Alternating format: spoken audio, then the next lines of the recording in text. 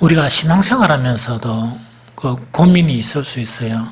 그래서 항상 왜 우리 주님 안에서 사는 것이 풍성한 생명인가 하니까 이 세상에 살면서도 고민이 있죠. 이 주님 안에 살면서도 고민이 있어요, 사실은.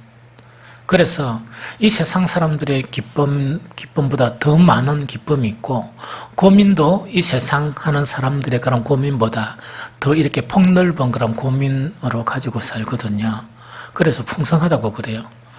그런데 어떤 고민이 있냐? 이런 고민이에요. 난 설교를 듣고 그 나름대로 그래도 성경도 이렇게 가까이 하는데 왜 나에게는 신비한 영적인 체험이 없고 또 나에게는 열매가 그래 많이 안 맺힐까 하는 그런 고민이에요. 그 다시 이제 정리하면 이야기다, 그죠?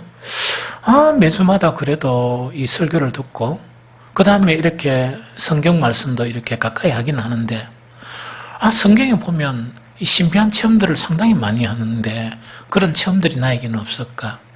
또한 말씀을 통해서 우리가 열매가 맺어져야 되는데 내가 나 자신을 보니까 열매가 그렇게 풍성하게 왜 맺지 않을까 하는 이런 고민을 하는 경우가 있어요. 그런데 아까 주님 안에서도 고민을 하니까 여러분들 좀 부정적으로 생각한 부분이 있겠죠. 힘든 거구나 이랬는데 바로 그런 고민이에요. 그래서 이 고민 자체는 어떤 고민인가? 복된 고민이에요. 그래서 만약에 여러분들 안에 내가 말씀을 듣는데도 이제 그런 고민을 하는 거예요. 고민한다 그러면 사실은 그리스도인들 자체는 복을 많이 받은 사람들이죠. 왜냐니까 아무나 여기 앉아서 이 예배를 들을 수 있습니까? 또한 1부 예배도 드리고 2부 예배까지 어떻게 들을 수 있습니까? 그래서 그리스도인이 되었다는 사실은 대단한 복을 소유한 사람들이거든요. 그 중에서도 더 복된 사람이다. 이런 고민을 할 수 있다는 것은 그 중에서도 더 복 있는 사람이다 하는 그런 부분이거든요. 그런데 오늘 이 고민의 해답이 있죠. 해답은 성경 곳곳에 이렇게 해답이 있어요. 그래서 마태복음 13장에도 해답이 있고 또 다른 곳에도 해답이 있는데 이 베드로 전서 2장 1절 2절은 또 특이한 한 가지의 분명한 해답을 우리에게 가르쳐주고 있습니다. 그래서 이 해답을 여러분들 알고 그 다음에 이것이 이 말씀대로 이루어져 가지고 이 말씀을 통한 그런 신비한 체험을 이렇게 좀 했으면 좋겠습니다. 또 뿐만 아니고 내가 나를 생각해도 나에게 이런 열매가 맺어주구나. 내가 정말 많이 변했구나. 이런 거 있죠. 정말 내가 많이 변해가구나. 이런 고백을 여러분들 스스로 할 수 있으면 좋겠다 하는 생각이 듭니다. 요지는 이것입니다. 요지는 이것인데 뭐냐니까 말씀 생활할 때는 반드시 이건 해야 된다. 뭐냐? 한 가지는 계속 버려나가고 한 가지는 계속 이렇게 사모해 가야 된다. 그 이야기입니다. 더 쉽게 이야기하면 말씀을 들을 때는 그냥 듣는 것보다 이 베드로전서에서 이야기하는 버려야 할 것 이거를 계속 버리면서 말씀을 듣게 되면 신비한 체험을 해요. 예수님은 산돌이시거든요. 나도 산돌이 되었다는 그런 체험을 하게 돼요. 너무 신비한 경험을 하게 돼요.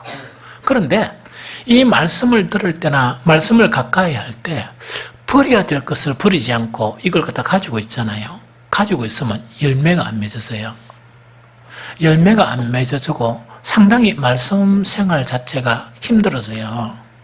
그래서 그런 부분인데 그러면 무엇을 버려가면서 이렇게 말씀을 신령한 젖을 삼아야 되느냐? 그 해답 자체가 베드로전서 1장 1절에 분명하게 이야기하고 있거든요. 어떻게 나오냐?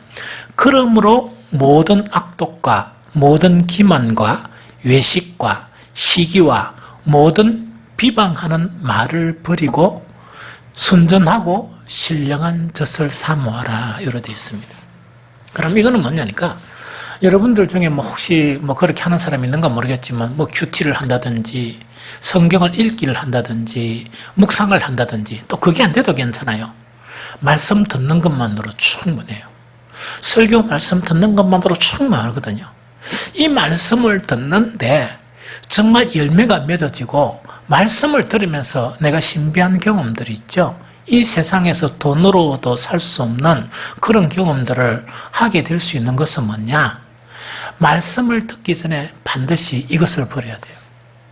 이것을 버려야 되거든요. 그래서 그것을 버리는 항목을 아주 구체적으로 모든 악독과 모든 기만과 외식과 시기와 모든 비방하는 말을 버리고 이렇게 있습니다. 그럼 이것이 뭐냐 하는 이 자체가 너무 중요하거든요. 그러면 왜 말씀을 들으면서 모든 악독과 모든 기만과 외식과 시기와 모든 비방하는 말을 버려야 되느냐, 그래 해야만이 열매가 맺느냐, 이 이유를 알아야 되거든요. 그래서 이거는 묵상하면 쉽게, 조금만 묵상해 보면 쉽게 해답을 우리가 찾을 수가 있어요. 왜 해답을 찾을 수 있느냐? 여러분들이 듣는 말씀 있죠? 그 다음에 이 성경에 기록된 이 말씀은요, 두 가지의 속성을 지니게 돼요. 어떤 속성이 있냐? 기록된 이 말씀은요, 기록된 말씀으로서만의 속성을 가질 수 있어요. 이걸 보통 율법이라고 이야기해요. 그런데 이 기록된 이 말씀 혹은 선포되는 그 말씀 자체가요, 설교를 떠나서 뭐냐니까 영의 말씀과 생명의 말씀으로 바뀔 수가 있어요. 그래서 우리가 듣는 말씀은 어떤 말씀이냐? 하나님이 주시고자 했던 이 성경책 있죠? 이 성경책에 있는 말씀을 원목적은 뭐냐? 우리에게 영의 말씀과 생명의 말씀으로 이렇게 공급해 주기를 원하는 거예요. 그런데 여러분들 이 작품을 시를 쓰는 사람들이나 혹은 문학가들 있죠? 문학가들도 하나님은 믿지 않지만 성경을 읽고 성경을 인용하는 경우가 많아요. 또 어떤 경우에는 신학교에서는 신학 교수들이 있는데 신학 교수들도 두 가지로 이렇게 딱 나눠서요. 한 가지는 뭐냐? 영적인 교수가 있고, 한 부류는 진짜 교수들이 있어요. 진짜 교수가 있어요. 교수라는 것은 뭐냐? 성경을 분석하고 그 자료를 취합해서 가르치는. 그럼 사무직은 뭐냐? 강의를 딱 듣다 보면 저분은 그리스도인일까 하는 의구심이 참으로 많이 생기는 그런 이 교수들도 있어요. 그런데 그 교수들의 강의는 참 좋아요. 강의는 좋고 공부도 많이 했고 분석은 많이 했는데 영적인 그런 부분이 조금 취약한 그런 부분이 있어요. 그런데 어떤 교수님들은 뭐냐? 시작할 때부터 목소리부터 있다입니까? 영성이 철철 넘치는 그런 분들도 있어요. 사실은.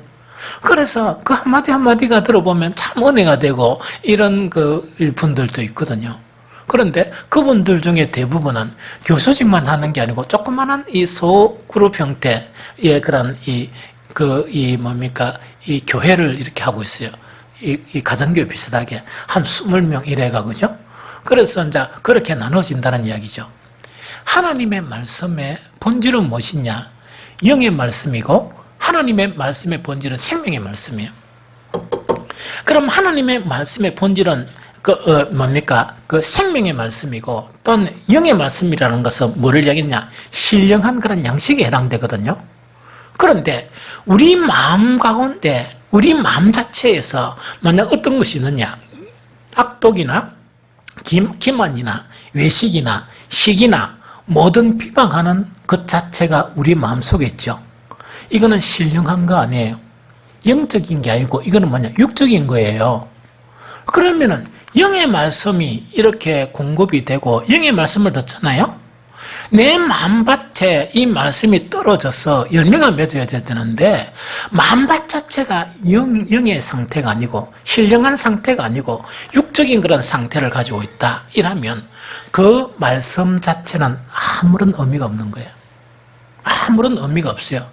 단지 지식적인 요소나 율법적인 요소는 그거는 육의 요소니까 그대로 받아들여요. 하도 듣다 보니 그건 받아들이거든요. 그러나 본질적인 말씀 자체가 역할을 해야 될 이 예수님이 말씀하셨듯이 내 말은 곧 영이요 뭐라고요? 생명이라 이야기했죠. 그 역할을 하지 못하는 거예요. 그러다 보니까 이런 말씀 생활을, 즉 이런 것들을 버려야 할 것을 버리지 못하고 말씀 생활을 하면 진전이 없어요. 진전이 없어요. 단지 지식적인 부분은 하도 듣다 보니까 지식적인 부분은 형성이 되고 또한 여러 가지 법적인 부분은 형성이 되지만 뭐가 안 되느냐? 신비한 영의 부분은 이렇게 열매가 안 맺혀져요. 참 신기하죠. 그래서 베드로는 뭐라고 얘기하느냐? 말씀을 먼저 사모하기 전에 해야 될 일이 있는데 그 자체가 뭐냐? 모든 악독과 모든 기만과 외식과 시기와 모든 비방하는 말을 버려야 한다. 이것을 버리고 난 다음에 깨끗한 영혼으로 하나님의 말씀을 경청하게 되면 어떤 일이 나타나는가? 생명과 영의 말씀이 내 신비에 새겨져서 나를 변화시켜요. 뿐만 아니고 정말 그 말씀 속에 이때까지 경험하지 못한 영적인 신비한 경험들을 하게 된다는 그 부분이죠. 이런 경험을 하는 여러분들이 되시기를 축복합니다.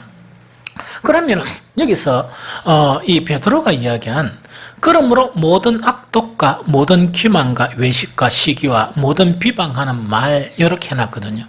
그럼 이것의 구체적인 것은 뭐냐? 읽다 보니까 이 구체적인 내용을 잘 모를 수가 있거든요. 좀 상세히 설명하면 이겁니다.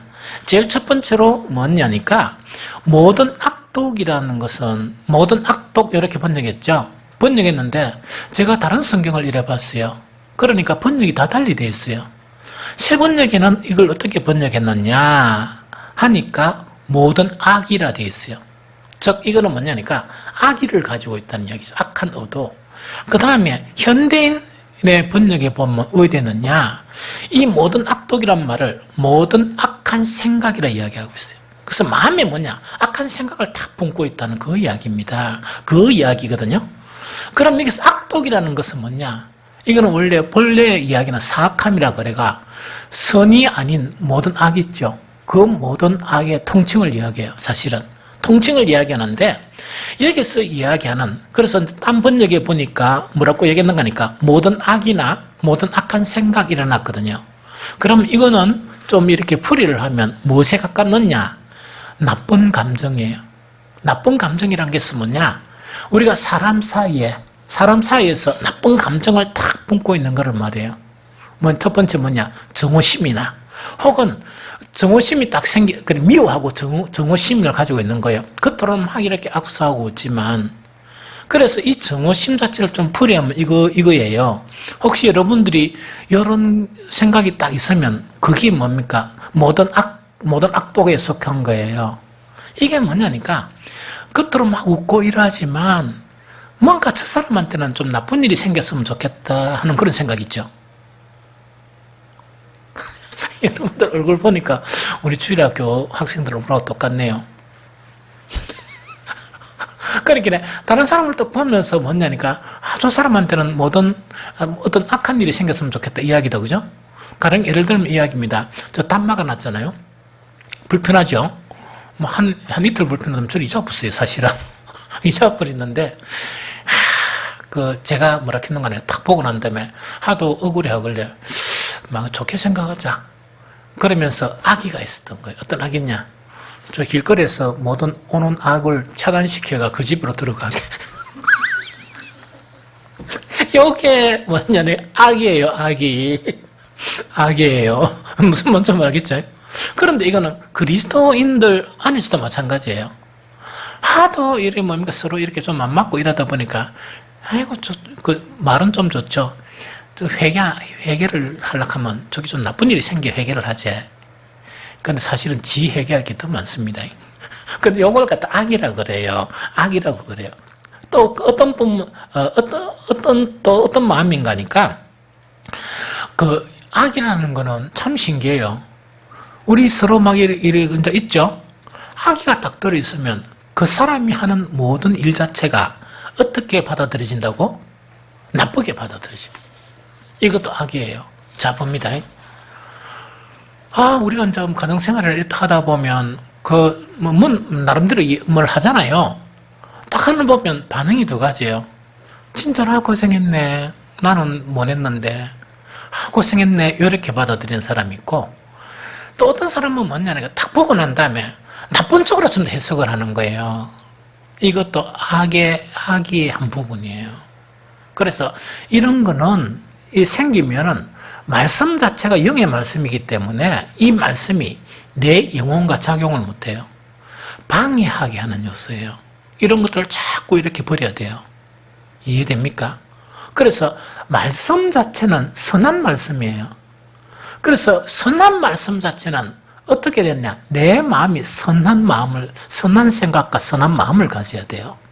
이렇게 가지도록 노력을 하게 되면, 계속 내가 10년 동안, 20년 동안 설교를 들었는데, 어느 아침에 이걸 버리면서도 들으니까, 말씀이 달리 들리는 거예요. 너무 신기하죠? 이게 뭐냐? 모든 악독, 그걸 이야기합니다. 그 다음에 두 번째는 뭐냐니까, 모든 기만이라는 건 속이는 것을 이야기해요. 모든 기만, 속이는 거. 그럼 모든 기만은 이거는 뭘 이야기하는 거니까, 이런 거를 이야기해요. 아주 제일 나쁜 거는 어떤 것이냐? 사람을 속이고 잘못된 길로 인도하는 것도 이 속이는 거예요. 이게 무슨 말인지 알겠죠? 사람을 속이고 잘못된 길로 인도하는 거, 이것도 참 나쁜 거예요. 그리고 두 번째는 뭐냐? 모든 기만이라는 것은 자신의 유익을 위해 다른 사람을 기만하는 거. 이것도 기만이에요. 그럼 이거는 뭐냐니까? 정말 내가 좀 이렇게 좀 잘 됐으면 좋겠는데, 이렇게 뭔가를 했으면 좋겠는데, 그걸 갖다가 아주 이 선의로 막 이야기하면서, 표정 보면 천사처럼 이야기하면서 어떻게 한다고요? 샥 이렇게 바꾸면서 자기 유익이 되게 만들어버리는 거. 이걸 갖다가 속인다고 이야기해요. 그 다음 세 번째는 딱 좀 더 드러나게 자신의 목적을 이루기 위해 다른 사람을 속이는 거. 이거는요, 그리스도인들에게 많이 나타나요, 사실은. 그런데 이거는 목사에게 없느냐? 목사에게도 있어요. 그래서 이건 참 조심해야 돼요. 이건 악이에요, 악. 이거는 기만이에요, 기만. 그러면서 이런 거를 하는데 어떤 방법을 쓰느냐? 이러면 여러분들이 이해가 참 잘 될 거예요. 자, 봅니다. 아첨하는 거. 내 목적을 이루기 위해서 아첨한다는 이야기입니다. 또 두 번째, 거짓 약속을 하는 것.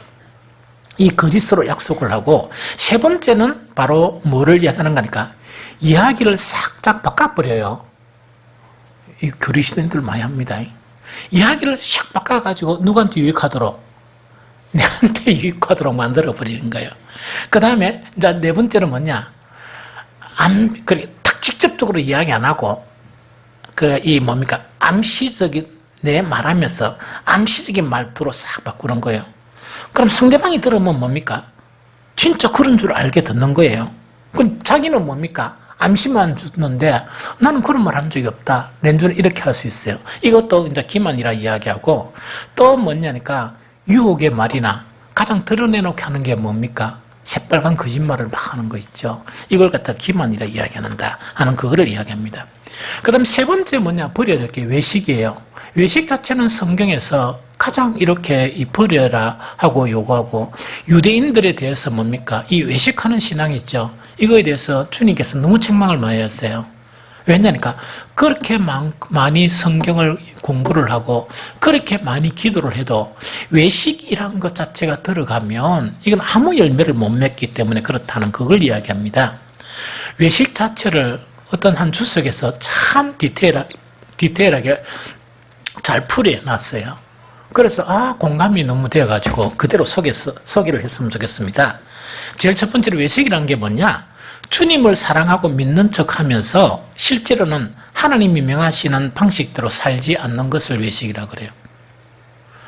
딱 그 모습은 보면 뭐냐니까, 말이나 그 모습은 주님은 꼭 사랑하는 것 같아요. 그런데 실제로 삶 속에서는 뭐냐? 주님을 무시해버리는 거. 주님의 말씀대로는 절대로 안 사는 거 있죠. 이걸 갖다가 외식이라고 그래요. 그 다음에 두 번째, 주님을 따르는 척하면서 주님을 따르는 척해요. 주님 뜻이면 그렇게 해야지 하면서 막 말도 해놨고, 왜 한다고 말입니까? 실질적으로 주님이 원하시는 건 한 번도 생각 안 하고 누가 원하는 대로? 자기 자신이 원하는 대로 사는 거. 이걸 외식이라고 그래요. 그 다음에 세 번째는 뭐냐? 주님의 것들에 대하여 관심을 보이는 거예요. 쉽게 이야기하면 교회 잘 돼야 되지, 부흥돼야 되지, 뭐 이런 거 있죠. 관심을 보이면서 실제적으로 관심은 어디에 많습니까? 세상에 관심이 더 많은 거예요. 세상의 영화에, 또 세상의 재미에 더 관심이 많은 거예요. 이걸 외식이라고 그래요. 그 다음에 네 번째는 뭐냐? 하나님의 말씀을 믿는다고 고백하면서 실제적으로는 말씀을 의심하거나 말씀을 더하고 빼버리는 거예요. 이거는 괜찮고 이거는 막 이렇게 다 하고 이런 거 있죠. 막 그렇게 해버리는 거. 이것도 외식이라고 그러고. 다섯 번째로 뭐냐. 사람을 배려하는 것처럼 행동하면서 실제적으로 이기심, 자기 본의, 소유욕, 등이 뭡니까? 가득한 그런 사람, 이걸 이야기해요. 그래서 이것을 외식이라고 하고, 그 다음에 마지막 외식을 이 주석에 이렇게 풀어놨어요. 어떻게 풀어놨냐. 사람들에게 막 친절하게 이렇게 행동을 하는 거예요. 친절하게 행동하면서 실제로 아무 관심이 없는 사람. 무슨 말 알겠지? 막 친절하게 막 이렇게 이 말은 하는데 실질적으로 뭡니까? 그 사람에 대한 관심은 하나도 없는 거예요. 이 모든 것을 외식이라고 한다 해가 어떤 한 주석에 아주 재미나게 상세하게 풀어놨었어요. 그래서 참이 공감 가는 그런 부분이다. 그 다음에 시기에 대한 부분은 뭐 설명할 필요가 없죠. 그런데 원어 자체에서 시기는 단수가 있는 게 아니고 복수로 되어 있어요. 모든 시기들 이렇게 되어 있어요. 그래서 시기는 온갖 이 시기가 다 있다는 거고, 그 다음에 이제 마지막 번이 뭡니까? 이거 참 너무 많이 해요. 이거는 어느 교회 가든만 많이 하고, 특히 많이 하는 사람들의 부류가 교회를 많이 하는 사람들이에요. 그러다 보니까 어떤 문제가 생기느냐? 교회 일 많이 한 공덕이 사라지는 거예요. 이 진짜 조심해야 돼요. 자, 다시 이야기할게요. 마지막에 한 번째는 참 이렇게 많이 하고, 그 다음에 제의식을 아무것도 가지지 않고 스스럼 없이 계속 이런 일을 해요. 근데 특히 누가 많이 하느냐?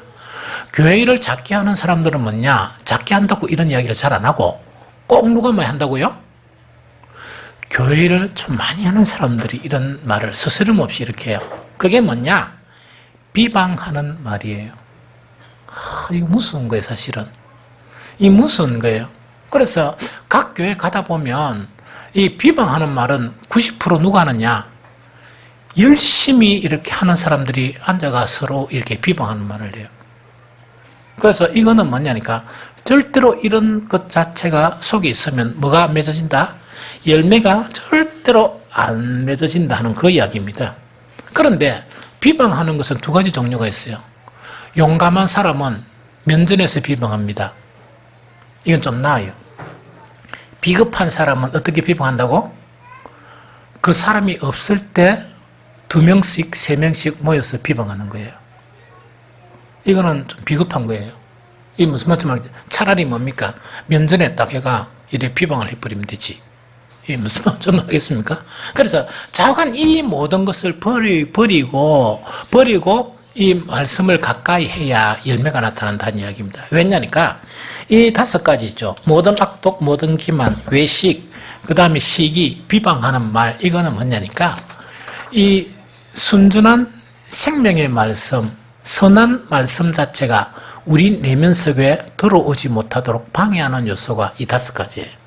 그래서 이걸 버려가면서 왜 되느냐? 말씀 생활을 해야 비로소 열매가 맺어져요.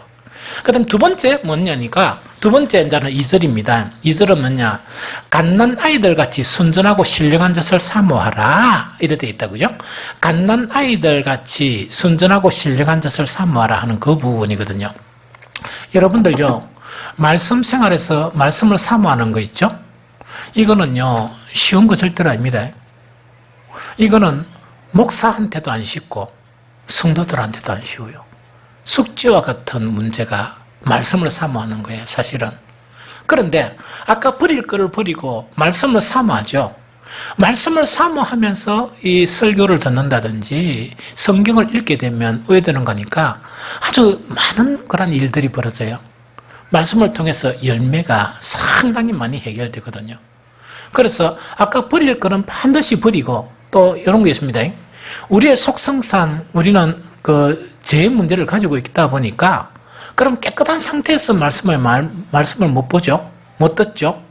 그거는 말씀을 듣기 전에 내 상태를 생각하면서 책을 내 비방했는가, 시기했느냐, 악독이 있었느냐, 그걸 생각하면서 회개하면 돼요. 회개하면 어떤 일이 벌어지냐? 훨씬 말씀이 잘 들리고 말씀 자체가 열매가 잘 맺었어요. 이거 무슨 말인지 알겠죠? 그러면서 이 말씀을 사모하는데 이 말씀을 사모할 수 있는 수준이 되죠. 수준이 되면 모든 영적인 문제가 해결된 거예요. 우리가 말씀을 사모할 수 있다 그러면 모든 영적인 문제가 해결되는 거예요.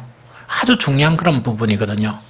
그러면은 그 말씀을 사모하게 되면 아까 모든 것들을 버리죠. 5가지 버리고 난 다음에 이런 마음에 이런 상태가 되면 말씀을 사모할 수 있는 것이 생겨요. 첫 번째로 뭐냐? 성경 말씀이나 우리 설교 듣는 거 있죠. 이것이 오늘도 설교를 한다 이게 아니고 생명의 말씀으로 보이면 말씀을 사모하는 것이 생겨요. 신비하게 돼요. 그렇게 같이 설교 시간에 말씀을 들어도 자세가 달라져요. 이건 대단히 좋은 거거든요. 두 번째 뭐냐? 우리가 하나님 또는 예수님 이렇게 막 이렇게 고백하죠. 이 하나님 주님과의 관계가 그 관계가 인격적인 관계가 되면 말씀을 사모할 수밖에 없어요. 너무 신기하죠? 그러면은 이 2가지 것 가지고 이 설교를 듣게 되면 뭐냐? 아까 이야기했죠. 말씀이 영과 생명으로 보이기 때문에 영적인 열매가 맺어져요. 신비하죠? 그 다음에 주님이 인격적으로 보이다 보니까 성품이 거룩한 신의 성품에 참여하게 돼요. 아주 놀라운 그런 열매가 맺어지게 되거든요. 저는 이 말씀을 묵상하면서 뭘 생각했는가 하니까 내 인생에 있어서 나가 50대 가지고 목사를 왜 하게 됐느냐 이걸 한번 생각해 봤어요. 이걸 딱 생각해 보니까 제가 내린 결론 그것이 100% 사실인지 아닌지 모르지만 제 스스로 생각해서 내가 목사가 될 수밖에 없던 이유는 내 인생의 전환점 자체가 가장 힘든 시기에 가장 어려운 그런 상황 가운데서 약 5년간 말씀에 몰입한 시기가 있었습니다. 그게 뭐냐? 제가 부산에서 창원까지 출퇴근하고 다니던 그 시기였었습니다. 그러면은 그때 출퇴근할 때 그때는 차도 없었고 버스 타고 다녔어요. 버스 타고 저 창원 가면 그 기곡이라고 있거든요. 그까지 기곡동이라고 있거든요. 그까지 왔다 갔다 했었어요.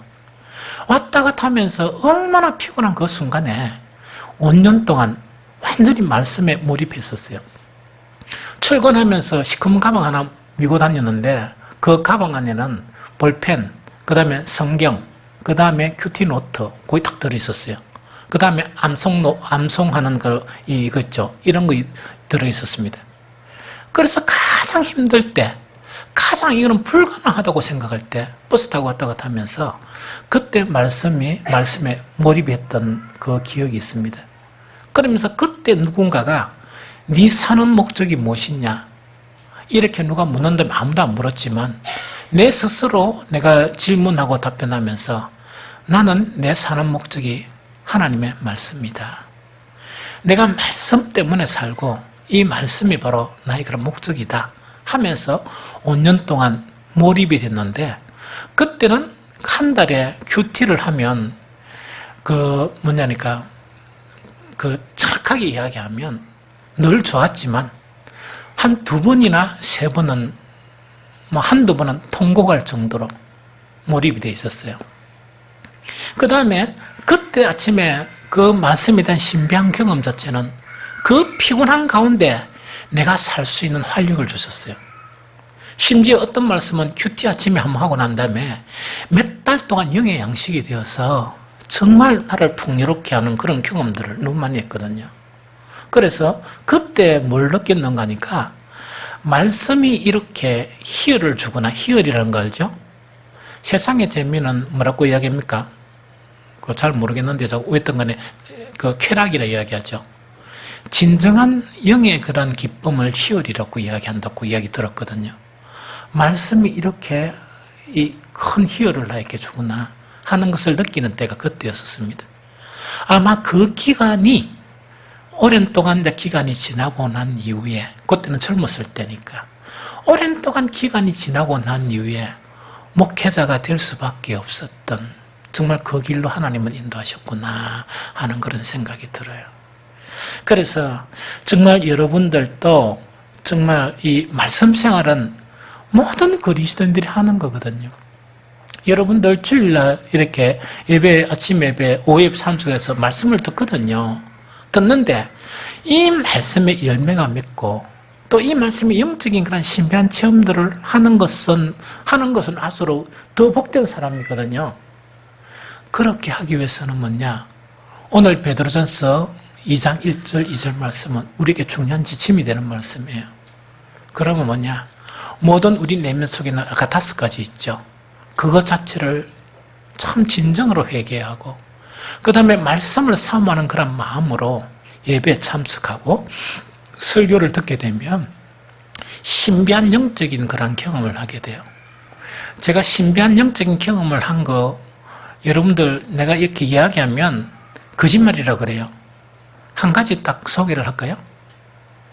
어느 정도 내가 말씀에 대해서 몰입해 나가니까 목사님들이 여러분들이 있죠?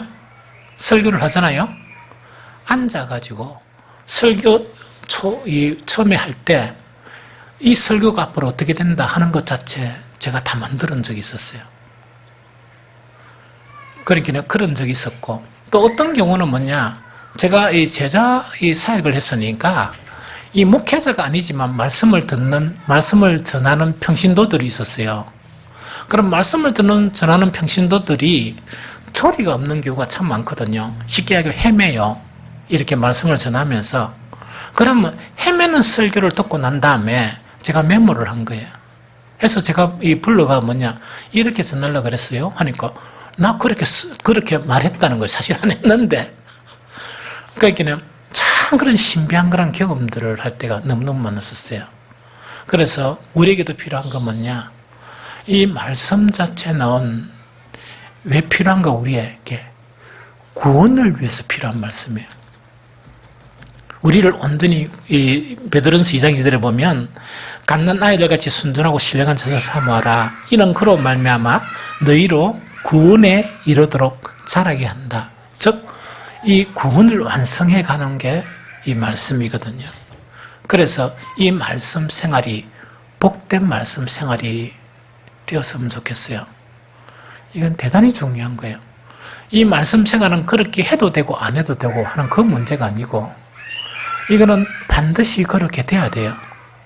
그렇게 돼야 여러분들 같은 주일날 시간 속에 예배를 드리는데 그게 복된 예배가 되고 복된 말씀이 되는 경우도 있고 아무런 의미가 없는 아무것도 남지 않는 그 부분이 되면 얼마나 안타깝고 얼마나 안타깝겠습니까? 그래서 여러분들의 말씀의 삶이 한 가지는 지속적으로 버리면서 말씀을 사모함으로 정말 이 말씀의 생활을 통해서 많은 풍성한 열매를 경험하는 저와 여러분들이 되어가시기를 예수 그리스도 이름으로 축복합니다.